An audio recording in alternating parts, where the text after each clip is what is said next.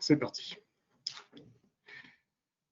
Dans un premier temps, je vous présenterai donc la solution GDocs et son éditeur, ainsi que les différents enjeux de cette solution dans le service financier avec tous ses avantages. Dans un second temps, je vous présenterai donc l'application de cette solution dans le pôle RH, quels sont les enjeux, les objectifs, et enfin, on verra concrètement sa mise en application avec notre projet chez notre client Technetics.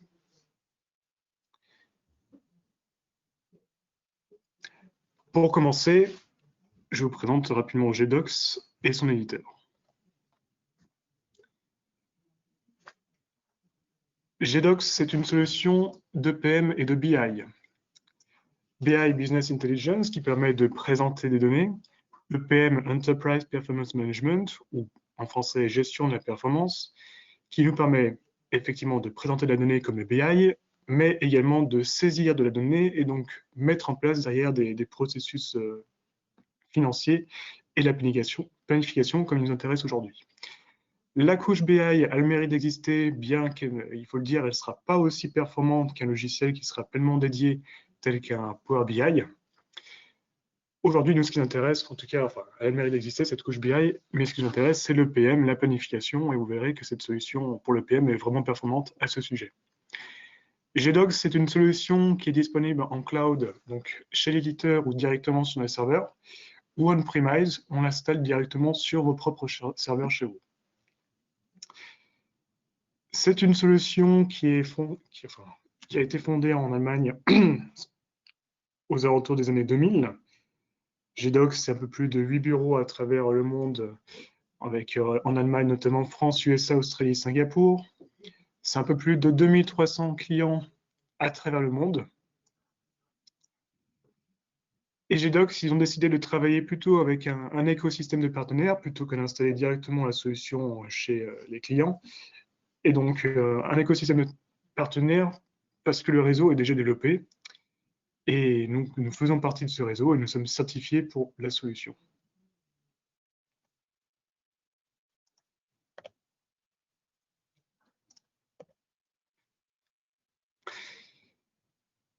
J'ai oublié de me présenter au début, excusez-moi, donc je m'appelle Loïs Cordia.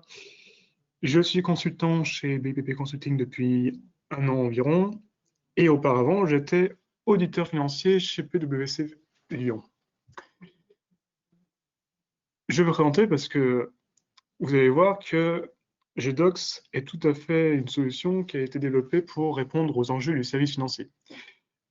Et pendant mes années d'audit, j'ai pu le remarquer chez mes différents clients que lorsqu'on voulait faire de la consolidation de données ou mettre en place des process financiers sous Excel notamment, j'ai remarqué plusieurs problématiques. Et vous les connaissez sûrement. Une qu'on voyait très souvent, c'est la multitude de versions de fichiers Excel. Souvent, on recopie le fichier pour réaliser des modifications. On ne sait plus parfois si on a mal titré le fichier, quelle est la bonne version, et on transmet parfois le mauvais fichier. D'autres problématiques qui sont liées à ces process financiers qui sont directement réalisés sous Excel, c'est également le problème de fiabilité de données. On a des formules Excel qui sont parfois complexes ou parfois des erreurs de saisie qui sont manuelles donc dans Excel qui peuvent être donc mauvaises. D'autres problématiques liées à ces process financiers sous Excel, c'est également l'absence de mode collaboratif qui donc empêche de travailler ensemble directement sur le même fichier, ou parfois des macros VBA qui sont parfois complexes et dont la maintenance dépend des compétences qui sont parfois parties de l'entreprise. Et donc, face à ces problématiques, il y a des difficultés avec Excel dans le processus financier. Et c'est là qu'intervient GDocs. GDocs, concrètement, qu'est-ce que c'est? Pour faire simple, c'est un Excel avec ses avantages, mais sans ses inconvénients. C'est donc un Excel, vous allez voir que ça ressemble à un Excel puisqu'on retrouve la feuille de calcul directement dans GDocs, mais un Excel dans lequel on lui a rajouté une base de données. Cette base de données va pouvoir être chargée avec l'ETL intégré dans GDocs, donc qui nous permet d'intégrer les données, et celui-ci est plutôt bien développé pour une solution de PM. C'est un Excel également auquel on a ajouté une couche de sécurité qui permet de se connecter à l'interface donc avec des mots de passe classiques d'utilisateur ou des connexions SSO. On va également par la suite pouvoir délimiter qui va pouvoir accéder en fonction des différents utilisateurs et types d'utilisateurs, qui va pouvoir accéder aux différents rapports ou accéder aux différentes bases de données. C'est également donc un Excel auquel on a rajouté une interface web facilement accessible. Et donc, qui dit accessible par web, dit donc accessible par mobile. Comme ils le disent, GDocs, ils souhaitent transformer Excel, l'outil de reporting de planification le plus utilisé au monde, en l'outil le plus utile. Et pour ça, ils ont donc travaillé à éliminer les difficultés et les challenges d'Excel, tout en gardant les avantages. Les inconvénients d'Excel, je vous le disais tout à l'heure, hein, c'est ce que je voyais aussi en audit chez mes clients. C'est des résultats incohérents, des données qui sont peu fiables ou des problèmes de formules dans les fichiers Excel. Ce sont des travaux redondants, répétitifs, chronophages, et que l'on va parfois combler avec des macros VBA qui sont difficiles à maintenir, des fichiers qui sont parfois complexes, comme on peut reconnaître certains fichiers, notamment chez les contrôleurs de gestion qui ont calculé et additionné les feuilles de calcul, et dans la formule Excel, vont se répéter à travers les différentes feuilles Excel, donc on ne sait plus retrouver la donnée de base et comment les calculer. Les performances sont parfois limitées. Les lignes Excel sont limitées à 1 million. Donc, si vous avez déjà essayé d'ouvrir un tel fichier Excel, vous verrez que votre fichier, enfin en tout cas votre ordinateur aura du mal à ouvrir ce fichier. C'est de la maintenance complexe, c'est l'absence de pistes d'audit, donc pour le suivi des modifications. On ne sait pas qui a modifié, quand a été réalisée la modification et qu'est-ce qui a été modifié. Donc GDocs a travaillé à éliminer ces problématiques tout en gardant les avantages d'Excel qui restent simples et dont la plupart, enfin tous, connaissent l'utilisation d'Excel, qui reste le principe d'une feuille de calcul. Et ces feuilles de calcul sont donc faciles à utiliser et permettent de rapidement mettre en place des rapports ou des calculs assez complexes.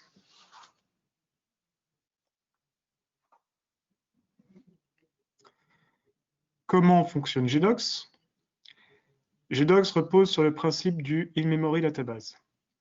En fait, vous avez vos données qui vont être à la base chargées sur votre base de données grâce à l'ETL, le processus d'intégration. Mais lorsque vous allez vous connecter via l'interface, en fait, la plupart des éléments sont déjà directement stockés sur la RAM, ce qui va vous permettre d'avoir des performances de traitement très efficaces et des chargements de données très rapides. Donc, ces bases de données à la base sont chargées via l'ETL intégré. On va pouvoir les charger directement en se connectant à différentes bases de données, par exemple, telles que SAP, Oracle, SQL Server, etc. Si on ne peut pas se connecter directement à ces bases de données, eh bien, on va réaliser des extractions de ces bases de données et on va pouvoir intégrer via des fichiers de données tels que CSV, Excel ou texte grâce au processus d'intégration. On a aussi la capacité, avec GDocs, de se connecter directement à des logiciels tels que Power BI ou QlikView, qui sont donc deux solutions de BI.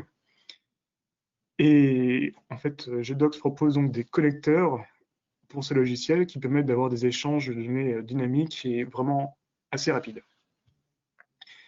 Ces données sont chargées donc dans la base de données, sont retraduites dans la RAM et donc, lorsqu'on se connecte sur l'interface, nous permet de les récupérer rapidement.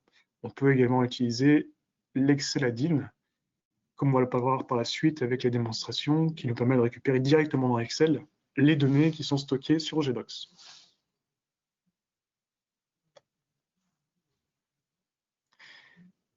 Ces données qui sont chargées dans la base de données via l'ETL sont stockées dans ce qu'on appelle des cubes. Ces cubes, ça repose sur le principe du stockage OLAP, qui est, pour faire simple, un modèle de stockage de données multidimensionnel. En fait, lorsqu'on va charger les données dans la base de données, on les charge dans ces cubes, et ces cubes, on appelle ça un cube, parce qu'un cube est à minima formé par 3 dimensions. Ces 3 dimensions, ça va être des axes analytiques ou des critères de données de vos données. Par exemple, pour les ressources humaines, là, on va avoir une mesure qui va être le présentéisme, un matricule d'employé et une période de temps. En renseignant ces 3 informations, on va pouvoir stocker la donnée à l'intersection de ces 3 dimensions. Et ensuite, GDocs place ces données dans les cubes et à travers ces rapports et l'interface, on va pouvoir récupérer ces données de la même façon, en récupérant avec les 3 paramètres la donnée qui est stockée à l'intersection de ces 3 dimensions.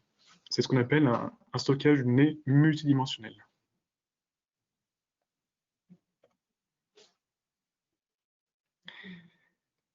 Comme je vous le disais au tout début, GDocs est une solution de BI et de PM.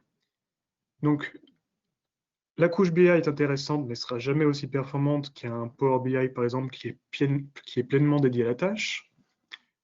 La BI permet donc de présenter des données, et donc des données réelles et historiques, vous permet de faire de l'analyse et du reporting, et in fine, de prendre des décisions avec l'affichage de ces données et l'analyse. La gestion de la performance, l'EPM, quant à elle, va permettre de réaliser de la planification stratégique, des simulations et des prévisions, et mettre en place donc des données prévisionnelles. Tout ça parce qu'en plus de la BI, on a la capacité de pouvoir saisir des données dans la solution et mettre en place les processus financiers avec les règles de gestion derrière et les calculs automatisés.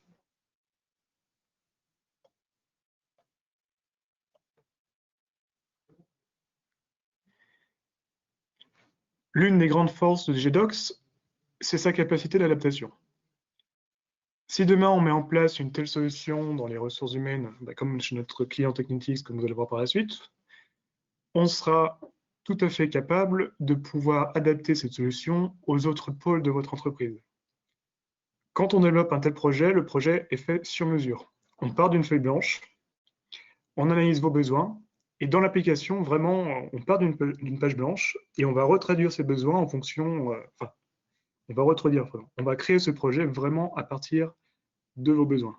On met en place les indicateurs personnalisés pour votre entreprise et on développe l'interface ensemble et on la design ensemble. C'est ce qui fait que vraiment, GDocs a cette capacité d'adaptation. On va pouvoir la mettre en place pour n'importe quel pôle d'entreprise et pouvoir, in fine, créer des indicateurs communs et créer des synergies entre les différents pôles. Tout cela pour avoir une solution intégrée et adaptable en fonction des différents services d'entreprise.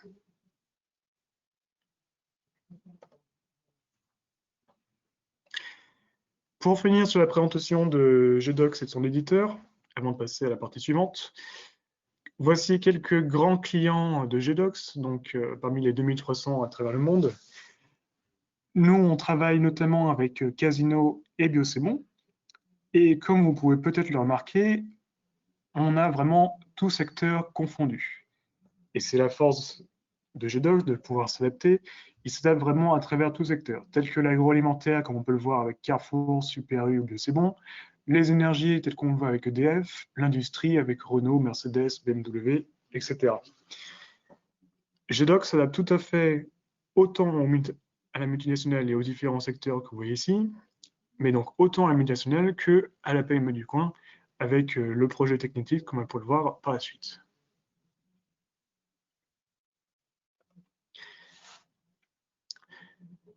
Passons à la deuxième partie de cette présentation, avec la définition des enjeux de cette solution dans la mise en place, en tout cas, de cette solution dans le service RH.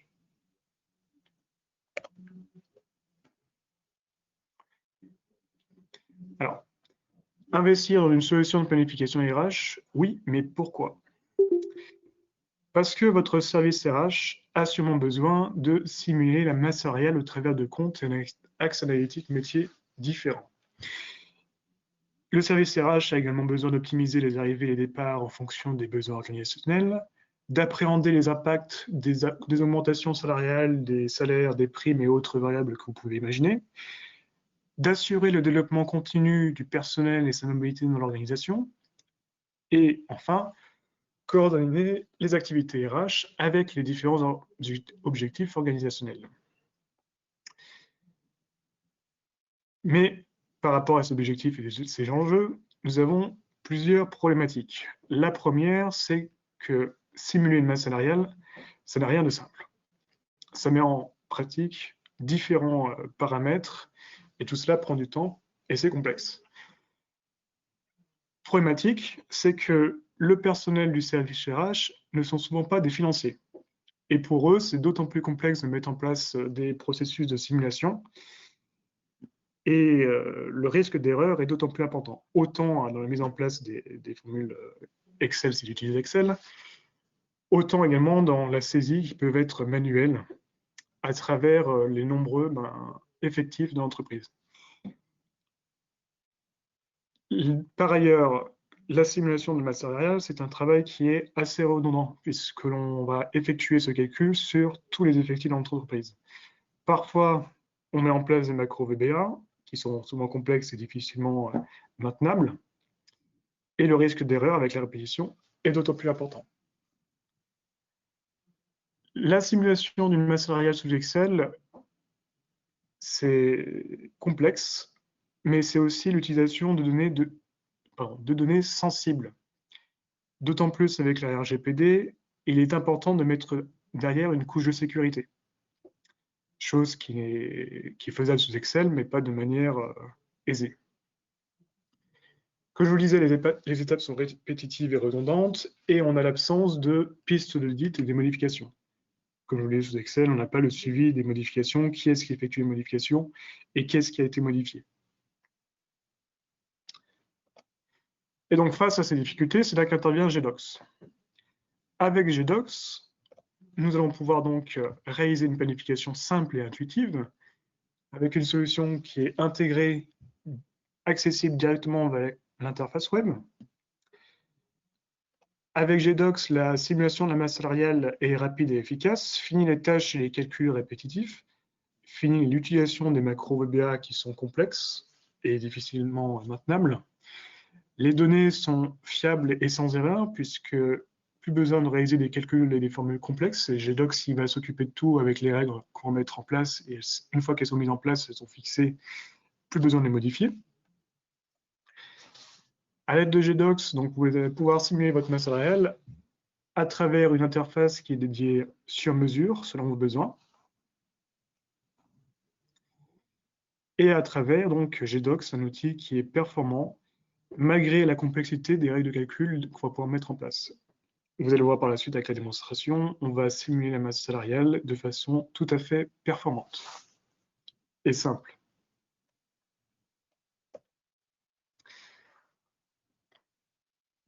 Enfin, dernière partie de cette présentation, je vais vous présenter donc Technetics, le client chez lequel on a mis en place une telle solution pour simuler la masse salariale.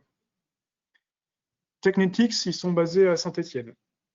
Et comme vous pouvez voir sur la présentation, ils fabriquent donc ce type de joint autant en caoutchouc qu'en métal. Et donc, les produits s'adressent bien sûr au secteur de l'industrie. Comme je le disais, ils sont basés à Saint-Étienne depuis à peu près une vingtaine d'années. C'est une filiale d'un groupe américain. La filiale donc réalise un chiffre d'affaires de 45 millions d'euros environ en 2018. Et nous, ce qui nous intéresse pour la partie RH, c'est environ 306 employés qui sont répartis sur 2 sites. Pourquoi Technetics se sont tournés vers GDocs et donc vers nous pour mettre en place un tel projet? Parce qu'ils avaient des difficultés sous Excel pour planifier et simuler la masse salariale. Comme je vous le disais, ce n'est rien de simple. Et ils avaient besoin de gagner en efficacité dans cette simulation de la masse salariale. Deuxième difficulté, ou en tout cas besoin, ils avaient le besoin de mettre en place des forecasts mensuels en vue de comparer le réel avec le budget qui est d'ailleurs révisé tous les mois. Et donc, il fallait prendre ça en compte dans la réalisation des forecasts. Enfin, dernière problématique, c'est qu'ils font, comme je vous le disais, c'est une filiale d'un groupe américain, et donc ils ont le besoin de faire des reporting au groupe US. et cela sous des formes de comptes analytiques un peu particuliers, et d'autant plus avec un mapping de comptes français et US. Difficulté en plus de cela, il fallait avoir la capacité sous GDocs de pouvoir conserver les différentes versions de mapping de façon mensuelle. Parce que leur mapping pouvait changer assez fréquemment, il fallait pouvoir sous GDocs récupérer une version de mapping précédente. En réponse à ces problématiques, on leur a donc mis en place, grâce à GDocs, une solution qui leur permet de façon efficace d'élaborer leur budget de façon simple via des onglets étapes. Comme vous allez pouvoir le voir, ils vont pouvoir simuler leur masse salariale à travers différentes étapes, à travers, donc, comme vous pouvez le voir sur la présentation, là, les différents onglets en bleu. La saisie des montants est facilitée directement dans GDocs avec des fonctions un peu spécifiques ou les différents menus qui peuvent permettre de saisir rapidement, comme on va pouvoir le voir par la suite. Le risque d'erreur est limité puisque les règles de gestion sont calculées directement par GDocs. Ils peuvent également chacun créer de façon simple et rapide des rapports avec les rapports un peu dynamiques de GDocs. On en fera un exemple par la suite. Et il peut enfin utiliser l'ADIN Excel et récupérer la donnée directement sous Excel grâce à cet ADIN.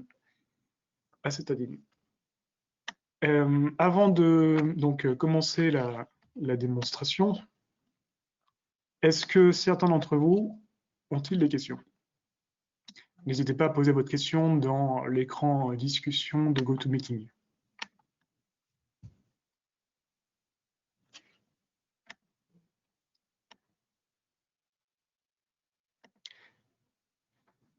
Je vois que personne ne rédige de questions. Eh bien, si vous le voyez bien, on va passer à la suite.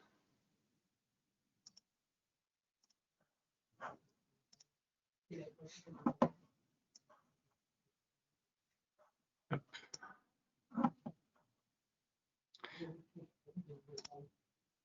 Je vais repartager mon écran correctement.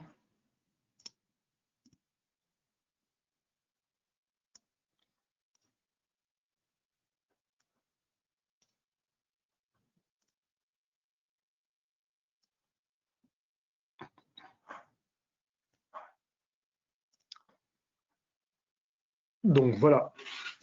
Voilà le projet qu'on a mis en place chez Technetics. Et vous retrouvez, comme je vous le disais auparavant, les différents onglets étapes qui vont leur permettre de simuler leur masse salariale. Ce qu'on va faire, c'est que je vais vous présenter rapidement la navigation sous GDocs. Et par la suite, je me mettrai dans la peau d'un contrôle gestion chez Technetics qui va vouloir simuler sa masse salariale pour l'année 2021. Pardon. Vous avez donc, on peut accéder donc à GDocs à travers le web. Donc là, j'ai une URL qui me permet d'accéder à cette interface. Je me suis connecté à l'aide d'un mot de passe. Et j'arrive donc tout d'abord sur un menu qui va me permettre d'ouvrir mon rapport qui a été publié. Mon rapport, actuellement, là, c'est ma page d'accueil.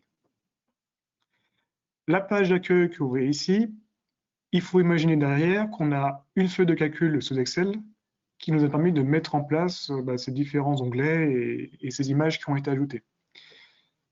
Je vais vous montrer l'envers du décor.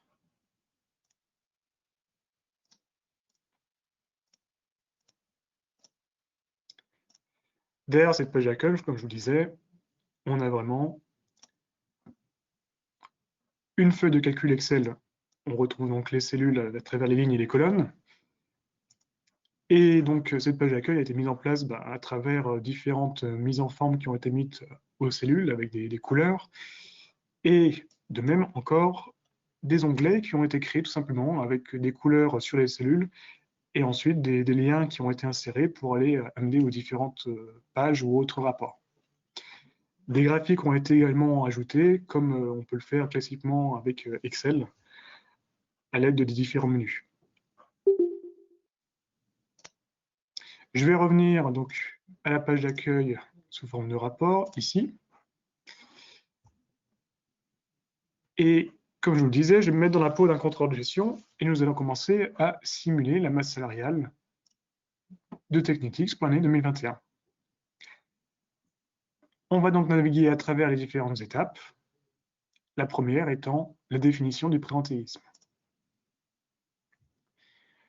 Sous GDocs, on navigue donc à travers des liens qui vont nous mener vers différents rapports.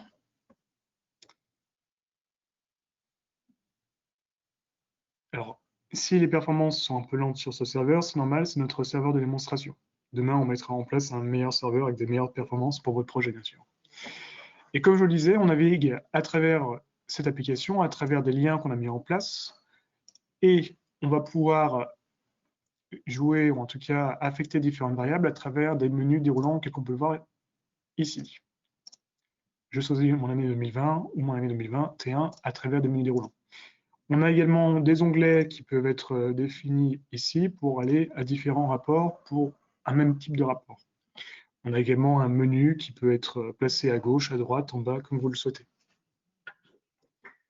Je suis contrôle de gestion, je veux simuler ma masse salariale pour l'année 2021. La première étape, c'est la définition du présentéisme pour l'année 2021. Le présentéisme, donc, ils vont pouvoir, dans cette étape, le saisir un à un pour chaque matricule.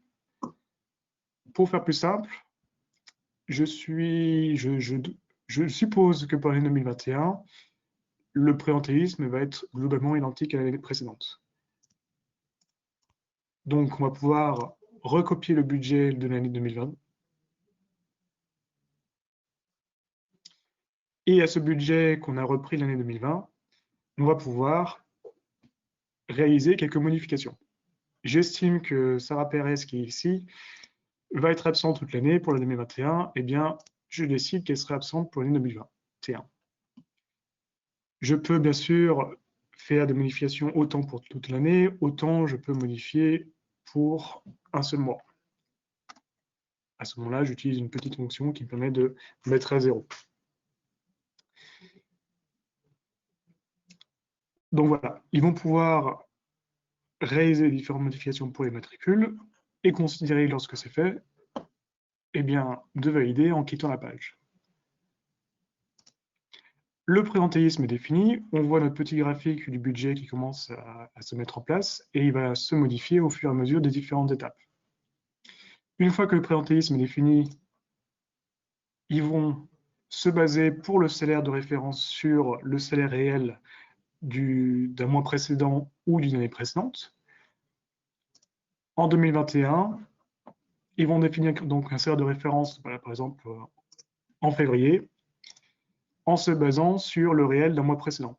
Je n'ai pas de réel encore sur l'année 2021, je vais donc me baser sur le réel d'un mois de l'année précédente. Et donc ce que je vais faire, c'est que je vais reprendre le réel de l'an passé. Le réel de l'an passé ayant été défini en août de l'an passé, je pourrais utiliser directement cette fonction qui me permet de récupérer automatiquement le réel avec cette fonction-là. Et c'est ce que je vais faire. Automatiquement, voilà. J'ai récupéré mon réel pour chaque matricule. On peut le voir, hein, j'ai des matricules d'employés qui ont été définis pour un salaire de référence. Et je vais quand même effectuer une petite modification, c'est que j'estime que je vais prévoir une hausse globale de ce salaire de référence, par exemple. Donc très rapidement, là, j'estime que mon salaire va augmenter de 10% pour l'année prochaine en février 2021. Une fois que le salaire de référence est défini, il valide et passe à l'étape suivante. L'étape suivante est l'augmentation salariale par catégorie d'employés. Pour chaque matricule, qu'on voit ici, on a des catégories d'employés. Pour ces catégories d'employés, on va donc estimer, enfin reprendre le pourcentage d'augmentation de hausse de salaire de l'an précédent. Et ça, je vais le faire pour chaque catégorie d'employés et donc définir ma hausse comme l'an passé. L'étape est finie. L'étape suivante est le calcul des charges salariales. Ce qu'on va faire, c'est qu'on va reprendre exactement celle de l'an passé et je vais appliquer rapidement mon taux moyen à toutes les catégories de personnel. Donc c'est vrai que j'ai oublié de préciser, mais la simulation de la masse salariale pour Technetics reste assez simple. Comme vous avez vu, pour le présentéisme, on définit soit 1, soit 0 mensuellement pour la présence ou l'absence. On va ensuite définir une hausse moyenne pour les différentes catégories personnelles et une imputation de charge salariale moyenne pour les différentes catégories de personnel. La planification RH pour Technetics reste assez simple. Si demain vous avez besoin d'aller plus en détail, on pourra tout à fait aller plus en détail et mettre en place les critères et les règles dont vous avez besoin. Enfin, pour les deux dernières étapes, la suivante, c'est la définition, la provision des congés payés pour l'année. Nous, ce qu'on va faire, comme pour le présentéisme, on va se rebaser sur le budget de l'an passé. Et puis, on peut tout à fait réaliser des ajustements. Ici, je peux estimer qu'il va y en avoir moins 12 ou tout à fait un autre montant. Hop, je peux déterminer là, par exemple, qu'il n'y aura que 10 en utilisant une petite fonction de splashing de GDocs qui va pouvoir répartir ensuite, en fonction de tous les mois, la somme que j'ai tapée ici. Ils provisionnent leur congé payé, ils réalisent les ajustements, et enfin, ils passent à la dernière étape qu'on va voir aujourd'hui. C'est la définition de différentes provisions de différents organismes et autres dotations. Comme auparavant, on va reprendre les données qui ont été utilisées pour le budget de l'année dernière. Ce que je pourrais faire, au lieu de prendre le budget, je pourrais tout à fait également reprendre le réel qui a été utilisé pour un mois de l'an passé. Je peux également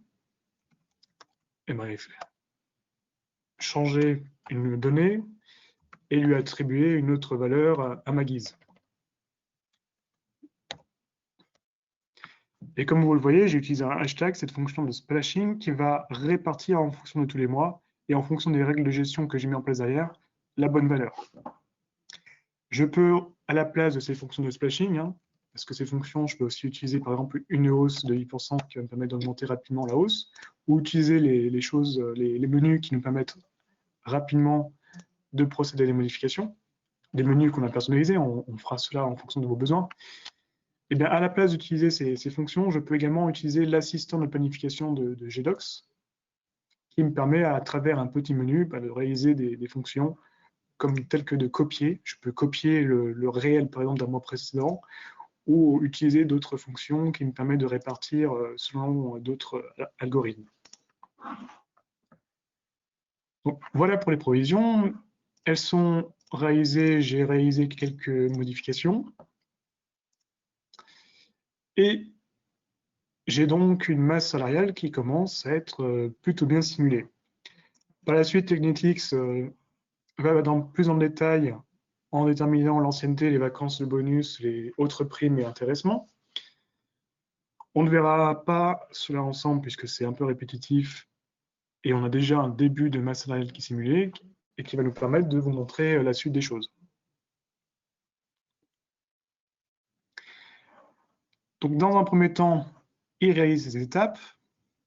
Dans un second temps, ils vont pouvoir utiliser les données qu'on vient de simuler.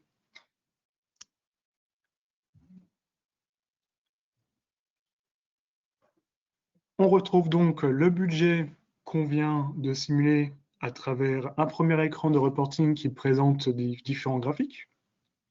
Donc là, on retrouve une vue globale mensuelle, une vue par service, des services qui sont définis à travers des comptes analytiques un peu particuliers, et cette même vue par service ensuite qui est détaillée par mois. Bien sûr, tout ceci est changeable avec les différents menus. Ici, on a une donnée en plus, c'est qu'on a la comparaison avec le réel. En 2021, on n'a pas encore le réel.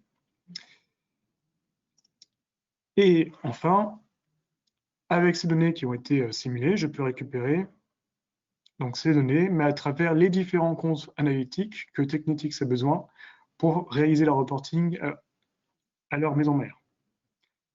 On retrouve ici donc mes comptes analytiques et qui agrègent eux-mêmes d'autres comptes analytiques. On voit qu'à ces comptes agrégés, on a une date, puisque comme je vous le disais en début de présentation, l'une de leurs difficultés était de conserver les différentes versions de mapping USFR. Donc là, on présente une version de juin. On pourrait tout à fait récupérer le mapping pour une autre version qui a été définie. Donc voilà, la Technetics, c'est ce genre de rapports qui vont ensuite exporter sous Excel, comme on peut le faire directement avec GDocs, et donc ensuite le publier à leur maison mère.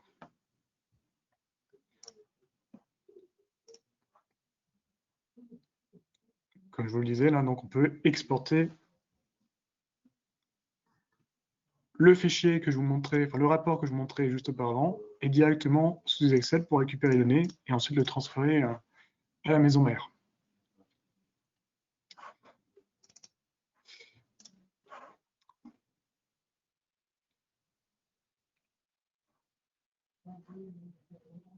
Ces rapports sont donc publiés à la maison mère et on peut également après utiliser d'autres options sous GDocs que je vais vous présenter.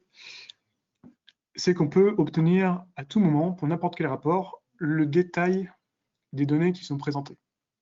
C'est la fonction drillfo, excusez-moi l'accent, qui nous permet donc de récupérer pour n'importe quelle information le détail de toutes les lignes qui ont été derrière cette information. Et donc, derrière une information agrégée comme ici, on peut récupérer tout le détail en fonction de tous les axes analytiques que l'on utilise. Donc on voit là pour ce compte analytique MOAS GX qu'on a des valeurs qui s'agrègent pour le budget initial et pour différents matricules et différents sites. Je vous ai montré Export Excel, je vous ai montré la capacité de pouvoir récupérer les données détaillées pour chaque donnée. Je vais vous montrer également par la suite donc l'utilisation de la DIN Excel. Ce type de rapport que l'on voit ici, qu'on a exporté, j'aurais pu tout à fait utiliser la DIN Excel pour récupérer ce même genre de données. Cette DIN Excel, on le retrouve à travers le menu déroulant d'Excel ici. Je suis un contrôle de gestion, je suis dans Excel, je veux créer un rapport rapidement. Je peux tout à fait donc créer ce qu'on appelle une nouvelle vue, récupérer le cube qui m'intéresse, et là ce qu'on va faire rapidement, c'est que je vais récupérer la première étape qui était la définition du présentéisme. Je vais donc, comme pour un tableau croisé dynamique de Excel, définir mes colonnes et mes lignes. En colonne, j'ai mis mes dates. Je vais récupérer le présentéisme que j'ai défini pour 2021. Ma mesure, c'est mon présentéisme. Et on veut les différents matricules en ligne. Très rapidement, donc sous Excel, j'ai récupéré, excusez-moi, il fallait que je définisse le budget et pas le réel. Je récupère donc le présentéisme pour les différents matricules qu'on avait fini pour 2021.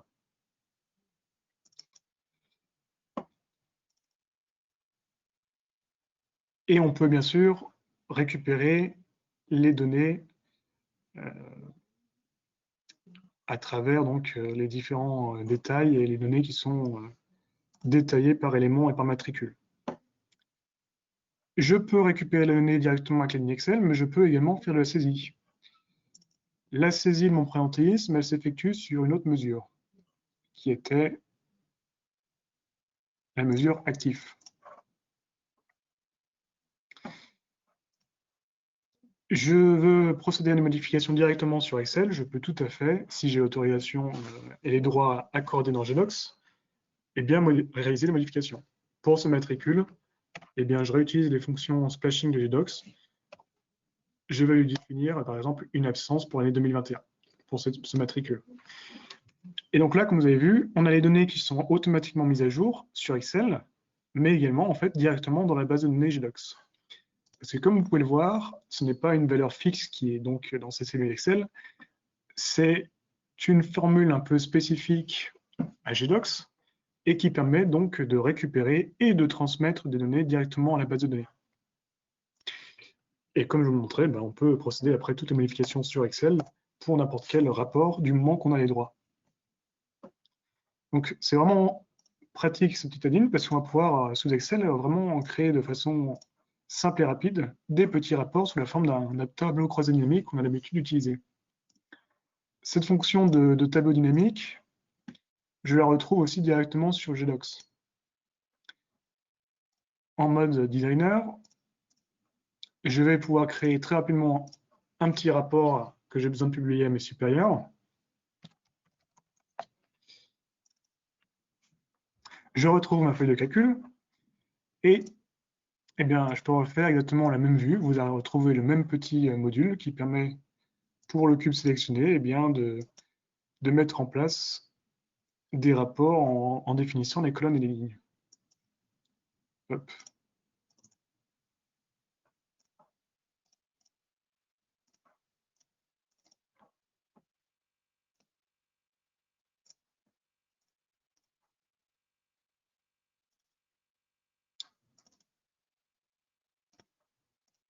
Je retrouve mon présentéisme que je vous montrais tout à l'heure dans Excel en créant très rapidement un petit rapport que l'on peut publier ensuite à son supérieur par exemple, ou remodifier les valeurs comme on vient de faire aussi exactement sous Excel. On peut le faire sous Excel, on peut bien sûr donc le faire dans l'interface de GDocs.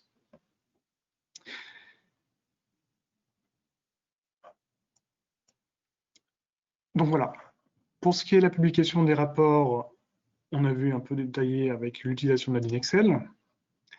Enfin, je vais vous présenter le dernier module qu'on a déployé chez Technetix, c'est l'utilisation du forecast. Il réalise du coup un forecast de façon mensuelle qu'ils ont besoin de présenter sous forme de compte US, mais également sous forme de compte FR, plus classique. Et je vais vous présenter un petit peu leurs différents besoins qu'ils avaient avec l'utilisation de ce forecast. Ce forecast, il est donc défini mensuellement en fonction du budget initial qu'on a défini, qui a été retravaillé avec un budget révisé, et en fonction du réel qui a été passé. Je ne vais pas vous montrer 2021 parce qu'on n'a pas encore de données réelles, je vais vous montrer l'année 2020. Pour l'année 2020, en fonction du forecast qu'ils vont choisir, si je me mets sur mai, derrière on a une règle de gestion qui va donc automatiquement présenter, par exemple pour ce forecast 0,5, le réel pour les mois de janvier jusqu'à avril et pour mai jusqu'à décembre, donc présenter le budget que l'on aura révisé. Pour réviser un budget, on a ces différents onglets qui vont nous permettre par étapes de définir et ajuster ce budget. On retrouve notre budget initial, donc 2020 qui était de 19 millions globalement. On retrouve le dernier budget révisé. Donc là, il présente le dernier budget qui a été révisé, et là aujourd'hui à 19 102 000. Et à travers les différents onglets ici, on va pouvoir ajuster le budget. On peut ajuster, donc réaliser des ajustements de façon mensuelle. Le dernier qui a été fait en juin. Et donc, notre forecast reprend le dernier automatiquement. Nous, on va se passer sur juillet et on va pouvoir donc ajuster et créer un budget révisé. Comment ils révisent leur budget?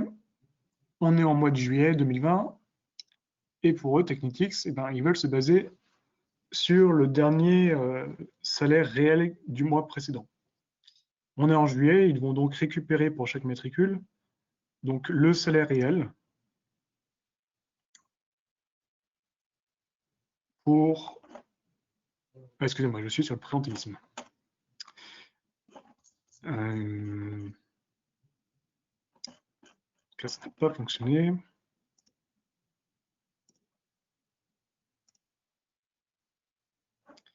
Là, si je base sur le réel. Bon, je suis désolé. Pour cette démonstration, la fonction ne marche pas. Ne vous inquiétez pas, ça marche très bien chez notre client Technetix. C'est juste que lorsqu'on a transféré ce projet sur nos serveurs démo, on a dû oublier de remettre en place cette fonction. Je vais vous expliquer concrètement comment ça fonctionne avec... non, je vous dis, en fait, je vous dis des bêtises, ça fonctionne tout à fait. Excusez-moi. Ce n'est pas un présentéisme qui va être ajusté de façon globale en reprenant le présentéisme qu'on avait défini, c'est par variation qu'on va effectuer. Donc effectivement, on n'a que des zéros qui se présentent pour le mois de juillet parce que ces personnes qu'on avait définies en budget ont correctement respecté ce qui avait été défini en budget. En revanche, lorsqu'on a récupéré donc le réel avec le petit bouton, on a des variations qui ont été réalisées pour ces matricules. Et donc finalement, ce Ludovic AFE, donc catégorie AFE du personnel, était absent cette année, et en revanche, Gauthier était présent cette année. Et donc, à l'aide de cette petite macro, excusez-moi, on a correctement récupéré le réel et mis en place donc des ajustements pour ce budget révisé. De même, donc ça c'était pour le présentéisme, là c'est pour le salaire. Pour juillet, on va donc pouvoir récupérer le dernier mois du réel, donc qui était juin, donc là je l'ai mis à jour. Et on va, au lieu de récupérer, donc utiliser pour le budget initial un salaire de référence qu'on avait basé sur août 2020, on va pouvoir récupérer donc le dernier salaire réel. Excusez-moi, c'était août 2020 pour 2021, mais en 2020, c'était donc août 2018 qui avait été défini. Donc, au lieu de baser le budget sur août 2019, je dis des bêtises, ils vont, pour le forecast 07, récupérer le salaire du réel du mois de juillet et donc l'appliquer ensuite à l'identique pour le reste des mois et donc réaliser notre budget révisé pour les mois restants, donc de juillet jusqu'à décembre. Une fois que ça c'est réalisé comme ajustement, ils vont ensuite pouvoir réaliser divers ajustements de façon manuelle à travers les différents comptes. Et in fine, on a une petite vue qui nous permet de récupérer, donc de voir quels ont été les ajustements qui ont été réalisés. On voit que pour notre juillet, donc le mois de juillet, on a 437 000 d'ajustements qui ont été réalisés à travers les onglets comme on vient de faire ensemble. Suite à cela, donc notre budget révisé se met à jour. Là, on voit notre serveur qui est en train de travailler. Hop. Notre budget révisé a effectivement été modifié. Il prend le dernier en compte, donc là qui est de 19 464 000.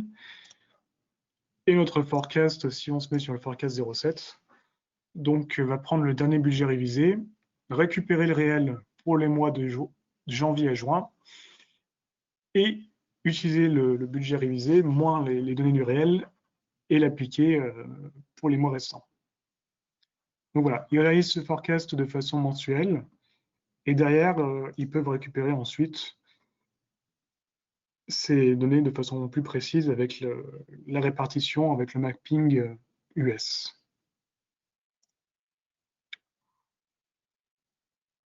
J'en ai fini pour la présentation de cette démonstration. Est-ce que vous auriez des questions?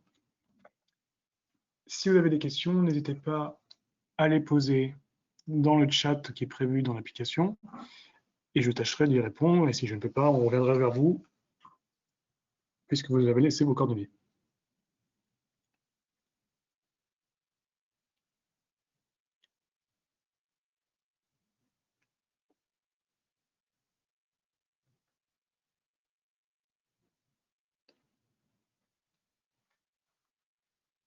Personne n'a de questions? Ou si vous n'arrivez pas à utiliser le chat de GoToMeeting, n'hésitez pas à couper, enfin autoriser votre micro et me poser la question directement sinon.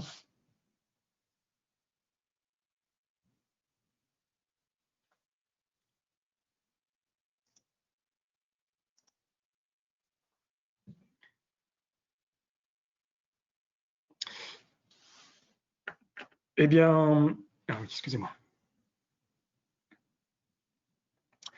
Alors, effectivement, la durée d'un projet va dépendre de la complexité et des indicateurs qu'on va mettre en place et des différentes règles de gestion. En plus du temps qu'il va falloir passer pour la première phase de cadrage afin d'analyser vos besoins. Pour Technetics, on est globalement sur un budget d'un mois. Et si j'ai pas de bêtises, on serait plus proche des 25 jours.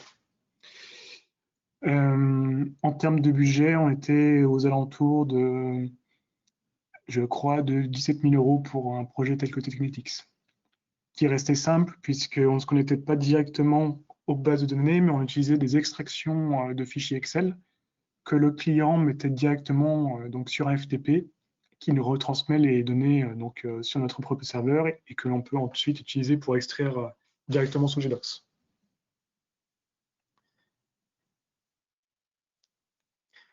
Derrière ce projet Technetics, on a environ 4 jours également de formation de l'utilisateur.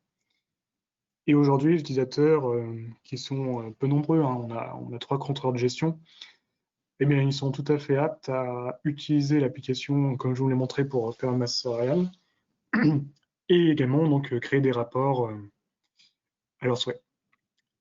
Aujourd'hui, Technetics ne modifie pas tout ce qui est partie intégration, c'est nous qui gérons pleinement. On est tout à fait capable demain de vous former pour pouvoir utiliser pleinement le GDocs de façon intégrale et pour être pleinement autonome par la suite. Néanmoins, on a très peu de clients qui sont pleinement autonomes aujourd'hui sur l'application. Ils préfèrent directement passer par nous. Quelles sont les interfaces avec l'API? En termes d'interface, je suppose que vous voulez dire les capacités, en tout cas, de pouvoir se connecter avec les logiciels de paye. Si je me trompe, n'hésitez pas à corriger votre question. Donc, on est capable aujourd'hui avec GDocs de se connecter directement à votre base de données, si, en tout cas la base de données de votre logiciel, si bien sûr on a les droits et si votre pôle SI nous autorise à s'y connecter. Et si on n'a pas l'accès de capacité, parce que peut-être le logiciel ne le permet pas non plus de se connecter directement, eh bien on passera par des extractions automatiques et périodiques des extractions de données de ce logiciel. Et de ces extractions, on pourra automatiquement les retransférer via un FTP si ce n'est pas sur le même serveur. Et si GDocs est installé directement sur le même serveur, on pourra donc récupérer automatiquement ces fichiers.